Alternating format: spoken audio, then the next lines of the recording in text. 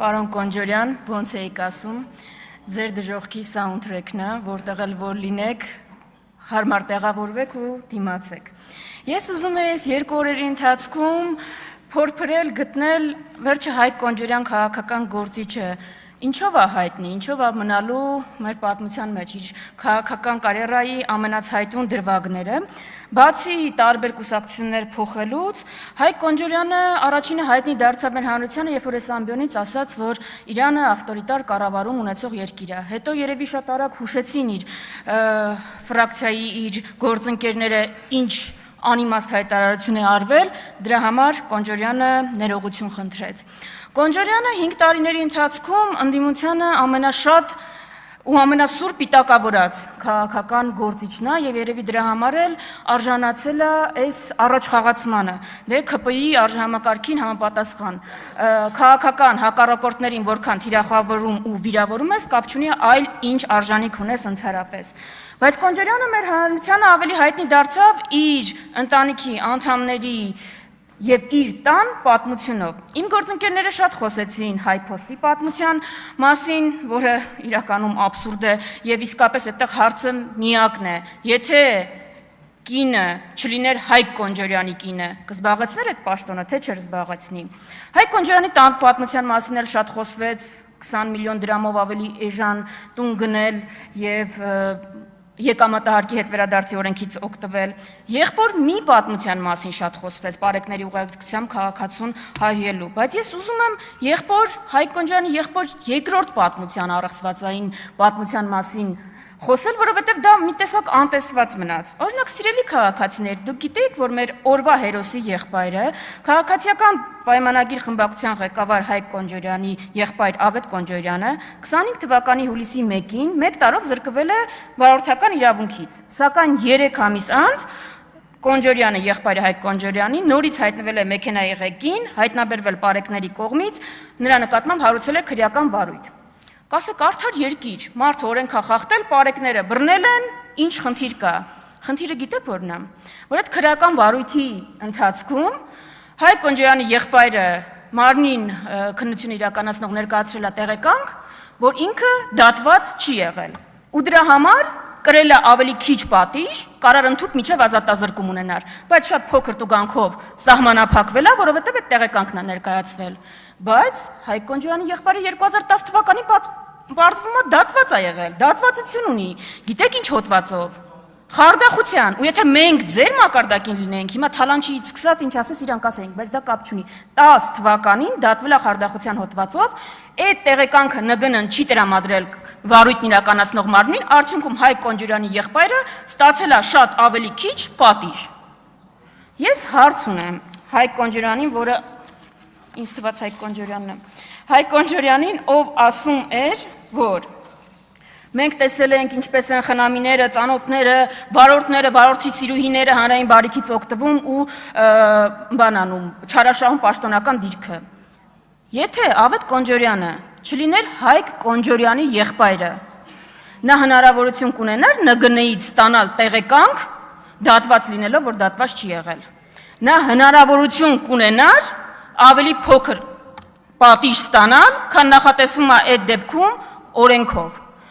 Իմ միանշանակ պատասխանը, որ ոչ, նույն կերպ Հայկ Կոնջորյանի կինը չէր լինի այդ պաշտոնում, նույն կերպ Հայկ Կոնջորյանը ավելի էժան բնակարան չէր կարողանա գնել։ Հիմա հարց դեպի Եվրոպա գնացող թիմին։ Դեպի Եվրոպա, որ հայտարարել եք գնում եք, այ թիմ։ Եվրոպայում նման թեկնածուներին ինչ կանեին եվրոպական երկրներում, առաջ կմղեին, թե թեկնածությունը հետ կկանչեին, ինչ կանեին, այսքան սկանդալների կենտրոնում հայտնված որևէ թեկնածուի, եթե չգիտեք հարցի պատասխանը, հետ կկանչեին, դուք առաջ եք մղում, որովհետև խնդիր չունի ինքը, կարմիր գիծ չունի, ընդդիմությանը Նիկոլ Փաշինյանը ինչ հայտարարի, Հայկ Կոնջորյանը կբացի Աճարյանի բառարանը, կգտնի մի բառ, որ քիչ է օգտագործվել, կգա այստեղից ելույթ կունենա, որ տպավորիչ վերնագիր ստանա։ Ես իրականում փորձեցի մի քիչ Հայկ Կոնջորյան լինել եւ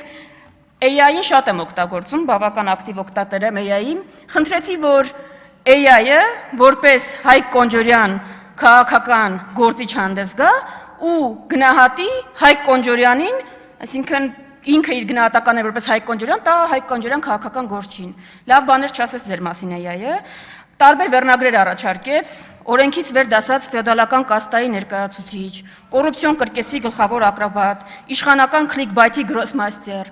Եթե մենք ձեր ոճով ելույթ ունենանք, կարելի էր գար այս բանը խրոխտ արտահայտություններ անել, վերնագրերը ստանալ ու մեզնից գոհ գնալ նստել հուսալով առաջ խաղացման համար։ Ուրեմն Հայկ Կոնջորյան քաղաքական գործիչը Հայաստանի քաղաքական պատմության մեջ մնալու է այս ամենով, այս սկանդալներով, այս բառապաշարով եւ չգիտեմ էլ ինչ գին ունի իր այս առաջխաղացումը, ճիշտն ասած Հայկ Կոնջորյանը իմ սրտին մի նոր վերքել բերեց,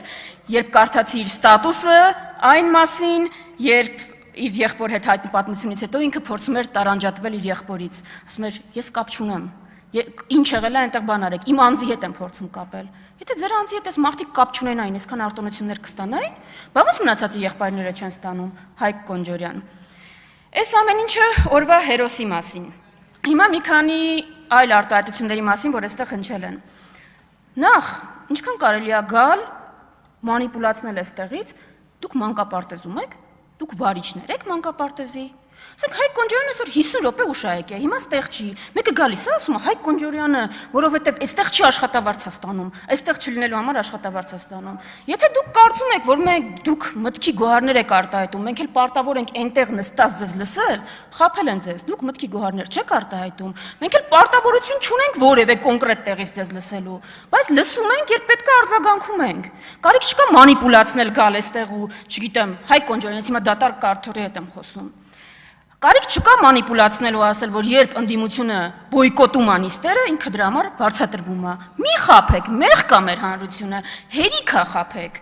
Ես եղել է դեպք, երբ որ ստացել եմ 200,000 դրամ աշխատավարձ այդ ամսվա համար, որովհետև բոյկոտել ենք մենք նիստերը, Դա եմ ասում, եթե ձեր հայտարարության մեջ տրամաբանական հակասություն չեք տեսնում, ձեր խնդիրն է։ Ընդդիմությունը, երբ բոյկոտում է նիստերը, դա ունենում է հետևանք, ընդդիմադիրները կրում են այդ հետևանքը։ Ինչ եք անդադ գալիս մանիպուլացնում այստեղից, բանը, չեք գալիս աշխատավարձ եք ստանում եւ այլն։ Բայց ես կարևոր եմ համարում Արման Եղոյանի հնչեցրած հարցը։ Կարծում եմ իրականում քիչ թե շատ ամենաբովանդակային հարցն էր։ Արման Եղոյանը ասում է, այս խորհրդարանը մի առաքելություն ունի, պիտի պարզի ինչքանով կարող է Ռուսաստանի Դաշնությունը միջամտել մեր ներքին գործերին։ Ազդեցություն ունենալ, մոտավորապես էությունը դա էր։ Հիմա, լավ, ես պատասխանում եմ ձեր հարցին, ձեր ուղիղ մեջ բերումը կասեք։ Ո՞նց է ձեր համար այս պատասխանը, Արման Եղոյան։ Ռուսաստանի Դաշնությունը, ԱՄՆ-ն, ԵՄ-ն, Չինաստանը, Ճապոնիան նույն չափ կարող են միջամտել մեր ներքին գործերին, նույն ազդեցությունը կարող են ունենալ մեր ներքին կյանքում։ Այսինքն, ավելի լավ է նախ չմիջամտեն մեր ներքին գործերին, բայց քանի որ ազդեցությունը բացառել անհնար է, այդ ազդեցությունները պիտի հավասարակշռված լինեն։ Բայց սա կեղծ դիլեմա է, գիտեք։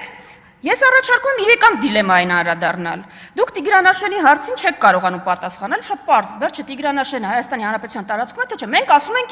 կարաք այդ պարզ նախադասությունը ասեք, բայց երկրորդ հարցին կարաք պատասխանեք, որոնք են Հայաստանի Հանրապետության, որ երկրներն են Հայաստանի Հանրապետության սպառնալիքները։ Դա ամրագրված է Հայաստանի Հանրապետության ազգային անվտանգության ռազմավարությունում։ Մեր կոնցեպտը շատ պարզ է։ Ասում ենք, սիրելի ժողովուրդ, եկեք ֆիքսենք, որ երկրներն են մեր սպառնալիքները, եւ դա Ադրբեջանը եւ Թուրքիան են, մնացած երկրները կարող են լինել մեր պոտենցիալ դաշնակիցները։ Դուք ասում եք, եկեք սպառնալիքին սպառնալիք չանվանենք, դրանով սպառնալիքը կդադարի սպառնալիք լինել, ու եկեք թշնամիներ ման գանք, որտեղ կարող ենք։ Ունենք բարեկամական հարաբերություններ, բայց ինչի՞ է մեզ պետք բարեկամական հարաբերություններ։ Այդ դեպքում մենք չենք կարող գանք այս ամբիոնից կանգնենք, ասենք մենք մենակ ենք աշխարհում։ Այդ զոհի կարգավիճակի մեջ չենք կարա մտնենք։ Եկեք փչացնենք այդ բարեկամական հարաբերությունները։ Եկեք անենք անպատասխանատու հայտարարություններ, որի հետևանքները մեր քաղաքացիները կկրեն։ Մենք դեմ ենք դրան։ Դրա համար սլաբո, եկեք ֆիքսենք սպառնալիքները, մնացածի հետ բարեկամանանք։ Կարող եք չեմ ավարտել, չի ավարտել ժամանակը, վիշտապեք։ Կարող եք ֆիքսել սպառնալիքները, կարող եք գալ ասել, որոնք են մեր երկրին սպառնալիք հանդիսացող երկրները։ Շնորհակալություն։